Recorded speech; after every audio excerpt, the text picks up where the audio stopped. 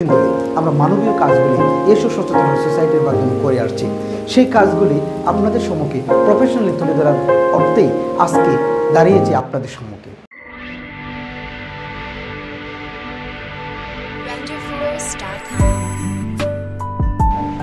সম্মানিত দর্শক, আসসালামু আলাইকুম ওয়া রাহমাতুল্লাহি ওয়া বারাকাতুহু।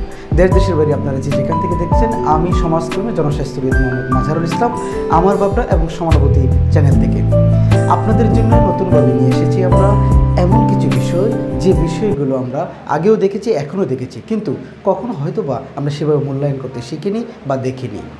আপনারা জানেন, দীর্ঘদিন ধরে আমরা মানবীয় কাজগুলি এসব সচেতন সোসাইটির মাধ্যমে করে আসছি।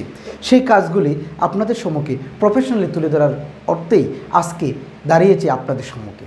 সম্মানিত দর্শক, আমি দীর্ঘদিন ধরে আপনাদেরকে বলে আসছি, স্বাস্থ্যসেবা যেমন আমাদের একটি সোশ্যাল ওয়ার্কের নর্মস ভ্যালুস, ঠিক তেমনি মানুষের কল্যাণ করা সেটাও কিন্তু একটি মানবীয় কাজ, এবং সেটাকে সমাজসেবার অন্তর্ভুক্ত কাজ বলা হয়। আজকে ঠিক সেরকমই একটি সমাজসেবামূলক কাজ আপনাদের সম্মুখে তুলে ধরার চেষ্টা করছি। হয়তো বলতে পারেন, এই কাজটি কেন তুলে ধরছি? অবশ্যই সেটা আমাদের কারণ রয়েছে। আমরা মানুষ, আমরা সামাজিক জীব। আমরা কি করি?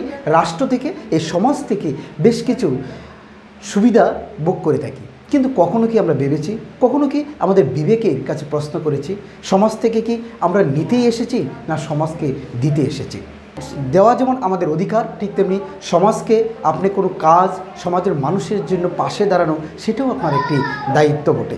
এমনই একটি বিষয় আপনাদের সামনে তুলে ধরার জন্য হাজির হয়েছি আমি, মোহাম্মদ মাজহারুল ইসলাম, জনস্বাস্থ্যবিদ এবং সমাজকর্মী।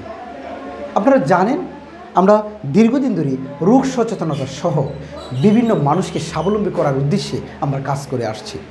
ঠিক তেমনি বরাবরের মতো ওই দিনও